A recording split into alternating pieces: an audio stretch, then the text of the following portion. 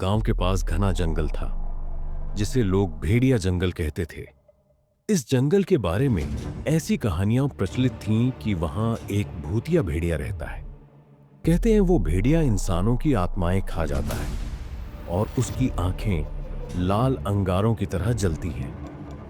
गांव वाले कभी भी उस जंगल में रात के समय कदम नहीं रखते थे। एक दिन गांव का एक नवयुवक अर्जुन, जो इन कहानियों पर विश्वास नहीं करता था, जंगल के अंदर जाने की जिद करता है। उसके दोस्तों ने उसे बहुत रोका, पर अर्जुन ने मजाक उड़ाते हुए कहा, क्या तुम सच में भूतिया भेड़िया पर विश्वास करते हो? मैं आज रात उसी जंगल में जाकर लौटूंगा और सबको दिखाऊंगा कि यह सब सिर्फ अफवाह है। रात घनी थी। चांद के उजाले में जंगल और भी डरावना लग रहा था। अर्जुन ने टॉर्च और मोबाइल लेकर जंगल में कदम रखा। कुछ दूर तक सब शांत था। उसे लगा कि गांव वाले बेवजह डरते हैं, लेकिन जैसे जैसे वो जंगल के भीतर जाता गया, अजीब अजीब आवाजें सुनाई देने लगीं।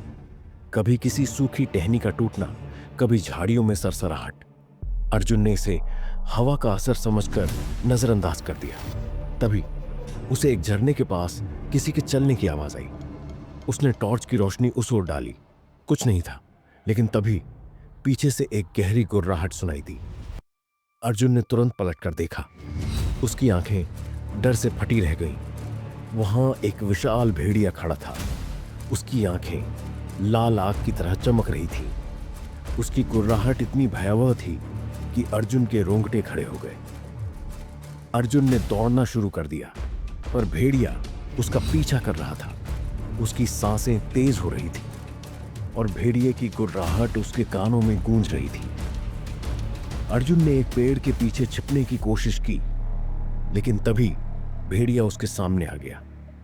वो भेड़िया कोई साधारण जानवर नहीं था।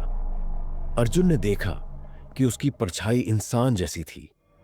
भेड़िए ने एक भयानक आवाज में कहा, यह जंगल मेरा है। जो यहां आता है वो वापस नहीं जाता। अर्जुन घबराकर जमीन पर गिर पड़ा। तभी भेड़िए ने हवा में एक लंबी छलांग लगाई और गायब हो गया। अर्जुन किसी तरह उस रात बचकर गांव वापस पहुंचा। उसके बाल सफेद हो चुके थे और उसकी जुबान से एक भी शब्द नहीं निकल रहा था। कहते हैं उसने कभी किसी को यह नहीं बताया कि उस रात जंगल में क्या हुआ, लेकिन उसके बाद कोई भी उस जंगल के पास जाने की हिम्मत नहीं करता। गांव के बुजुर्ग आज भी कहते हैं कि वो भेड़िया एक शापित आत्मा है जो किसी पुराने पाप की सजा भुगत रहा है, लेकिन उसकी भूख कभी खत्म नहीं होती। और अगर किसी ने उस जंगल में कदम रखा तो उसकी आत्मा भेड़िए का शिकार बन जाती है।